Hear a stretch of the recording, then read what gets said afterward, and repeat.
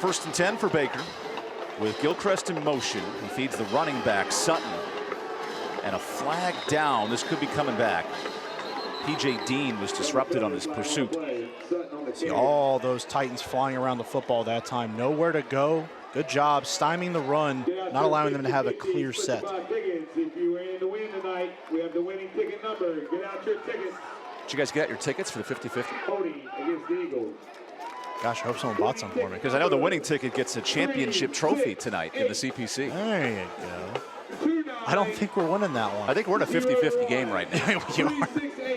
East has won 4 straight in this series. They were a top 3 team in the state last year before being upset in the round of 8. West Forsyth, who lost to East in the first round of the playoffs, 49-0, wants to exact revenge tonight. That's what's on the line in this fourth quarter. Baker on first and long. He runs. Baker's got a lot of room here and slides with a late hit. And that's 15 extra against West Forsyth. And that's exactly what they should have been calling all night long. That time Eldridge is coming down way too quickly, aggressively. Doesn't need to take that shot. Baker's already given himself up. That's another foolish penalty. Add 15 extra to that run, so a first down. Baker is giving himself up. Don't be dumb. And really, it could have been called both ways. Not just on Eldridge, but also David there. I think that's more on Eldridge. Sure. Nonetheless, now the ball's at the 42, so great field position. First and 10 Eagles at the 42. Man, oh man. Baker with 170 yards passing. He's nearing 100 yards rushing. Carrying the load for East Forsyth here on first down. Baker slides up.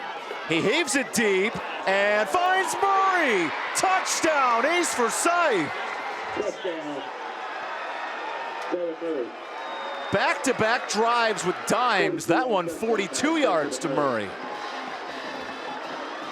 That is a next level throw. Stepping up in the pocket, it looks like he's about to take off and run. And you spot your receiver streaking down the field and on the run down the field. You've got to control so much of your momentum that you come back and make an accurate throw down the field. What a dime by Bryce Baker again. That's a Bang Hard Apparel touchdown. Go hard with Bang Apparel. Extra point upcoming for Wisnet. This is an important point to make it a 4-point game. Bang Hard Apparel, offering athletic apparel to help you stay motivated with the right fit. Boy, wow. The touch passing of Bryce Baker's been fun to watch. Just watch this, because he's stepping up in the pocket. He's taking off almost to run. That is not an easy throw, because more often than not, your momentum is taking you down the field. So many times you see a throw like that, and it's just overthrown. And you miss an open guy like that. That is a beautiful throw. A textbook throw in that situation by Bryce Baker, the 4-star recruit. Mr. All-Everything for this East Forsyth offense.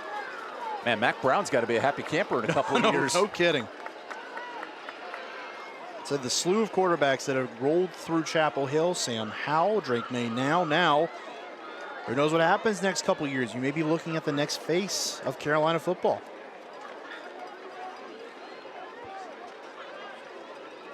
Pretty impressive.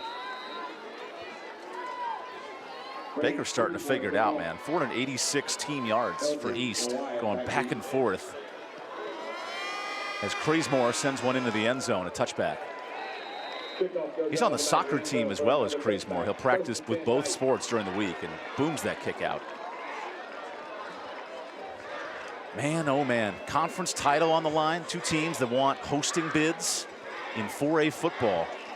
And New Bern, the reigning state champs, they got to win tonight to make the playoffs, which means this bracket is wide open for it. Yes, it is. Obviously, New Bern's had its own issues this year. Some allegations being handed down their way. But it is certainly wide open across the 4A division. There are teams all over the state that are vying for that spot to win a state championship this year. It is going to be tightly contested across the board. First and 10 for Burt Rice. He'll find Chaplin. And Chaplin keeps churning those legs for 3 yards. It's been a busy night for Chaplin, over 270 yards rushing. And now a little bit of shoving and pushing after the play. Number 44, Stewart. Nathan Stewart, credit on the tackle. It's tough. These rivalry games are always going to be so hard-nosed. You got to make sure you're keeping your composure. Of course, you might have some pushing and shoving in there, but don't be the guy that draws that flag because you got too aggressive. 298 yards for Chaplin. Rice to throw. Ooh. A little off on the route there. I don't know if Darrell Page missed the timing or Rice couldn't find him, but just not on the same page. Not 100% sure, but it was a little weird because it looked like Page was trying to come back to the inside of the field where there were no defenders. I mean, he broke that thing off, and Rice seemed to think that he was going to continue his way straight down the field on that hash. Instead, it's 3rd and 8. I think Page may have been hoping that Rice held on to that ball a little bit longer, saw him, and then delivers that throw. Rice with the trips, rolls that way. Has Page, good tackle, and slammed out by Nigel Gay, short of the sticks. The way he closed that time on Page, he catches that football, and Nigel Gay is on him in a heartbeat. Do you go for it here on 4th and 3? Well, they certainly seem content with doing it. Now, we have not seen the first time in this drive, these last 3 plays, none of them have gone to Chaplin. 4th down. Big decision here for Kevin Wallace, offensive coordinator and head coach, year 1 here at West. Here we go, it's a punt. Takes a good bounce for West. And now East gets the ball back at their own 30. What an important drive with 9.5 minutes to go. Well, maybe you see on that initial dummy call, you see if you can draw them off sides. We'll take the timeout. East for Scythe, looking to put this game on ice when we come back. A transfer from Walkertown gets the first-year starting job behind Jalen Rayner and throws it out to J.P. Gilchrist, gaining a couple. Rayner was one of the best players in the state last year, now at Arkansas State. These are big shoes to fill for the young Bryce Baker. Lighting it up at Arkansas State, no less. Definitely one of the young stars in college football to look out for if you're talking about Jalen Rayner. But look, we know that Bryce Baker wanted to come up to this level because he wanted better competition. He wanted to show his mettle against better opponents. 2nd and 6. He's done it. Baker against a good league foe in West Forsyth. Now throws, and Gilchrist has the first down. Nice play for 7. And the creativity there, the quarterback, is fun to watch. That was a little gutsy throw right there. Back across your body, there is a defender draped on Gilchrist. You got to throw that ball perfectly. That's exactly what Baker does. That's a Riddle tractor first down. How about Baker now? 11 of 16 passing for 200 yards. Throws another. Gilchrist the catch. Taken for a spin and knocked down after a short gain. That was Brody White, the junior. Nice play in space by White that time. I think Gilchrist might be able to get out of that tackle. Tries to cut back, but White's right there, gets on him and makes that stop. Gilchrist has developed into the #1 receiver with Sakai Mitchell out the last month. Big production for Gilchrist tonight. It's interesting to see how this game has evolved on really both sides because it was so run heavy. Now you've got both teams trying to air this football out a little bit. Baker out of the pocket. Throws it past the sticks. Nice catch for Richburg.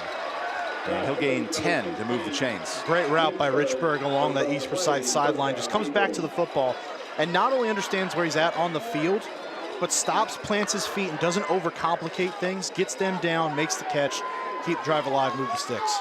With all the penalties, the 3 turnovers, here's East now with a chance to pull away after struggling in that first half. Sutton behind his O-line. Wow, Sutton is churning. He actually gets almost 10. He does get 10, in fact, and a first down for Brandon Sutton. Keeps the legs churning. See so many times from Cayman Chaplin on the other side tonight. That time, Sutton just backs into a first down. Even getting turned around, just continues to drive those legs and get down the field. 6th time this year, Sutton with 100 yards or more. Him and Murray have been electric in the backfield. And now East works the clock. We hit 7 minutes in this league championship game. Winner could host multiple playoff games in the 4A state. Murray, nowhere to go there. Good pursuit, and everyone on the tackle for West Forsyth. because now this next 3 plays are crucial if you're West defense. Absolutely. Approaching now underneath 7 minutes in this football game. In this regular season, you're down by 4. As a defense, this is what you live for, to make a stop in these pressure moments, get the ball back to an offense that has been able to move the ball pretty well at times against that East Forsyth defense. That was Keenan Cuthrell, the sophomore on the tackle. He's 330 pounds. It's like a bear hibernating for the state playoffs. He's ready to roar. 2nd and 11. Cuthrell with pressure. Baker finds his receiver. Look at Alston break inside the red zone, the 5-star roofing red zone. It's not even fair. The corner route that time, Alston runs it, gets separation. It's so lanky. You see him get inside position there. Great work by our camera crew to catch that one. Great catch. Move the chains yet again for Baker in this offense. Doing this every single day, the 5-star roofing red zone. That's Alex, the sideline camera op tonight, tracking it. What a dagger of a touchdown drive this could be for East. And how different it is. We talked a couple minutes ago about an 11-point lead for West and how close that was to putting this one away. Back to Sutton. And he keeps turning those legs. He's spun down by Eldridge. And now this is a must hold for a field goal if you're West Forsyth. Sure is. At least a field goal attempt. Now, again, we've seen a miss on that side for East Forsyth tonight. Wisnet was not able to knock his first field goal attempt through, able to convert the second. So it is not outside the realm of possibility that if you hold him to a field goal here, it is a challenge.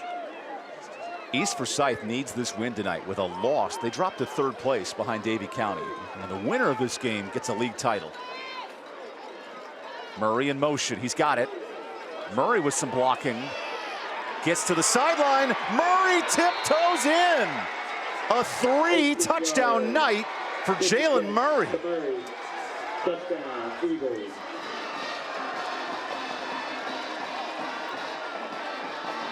Held off long enough. You thought the play was going to get extended the whole way to the sideline. You're thinking, well, that's a win for the West defense to get off of the field potentially on that play and get Murray out of bounds. That time, though, he finds a sliver along the far sideline, turns it upfield, and has enough speed to find his way into the end zone. Good job blocking downfield as well. Sutton and Murray mano-a-mano on that drive. And now Wisnet completes the extra point. Wow, this offense is clicking. East Forsyth back in front by 11 in this back and forth battle.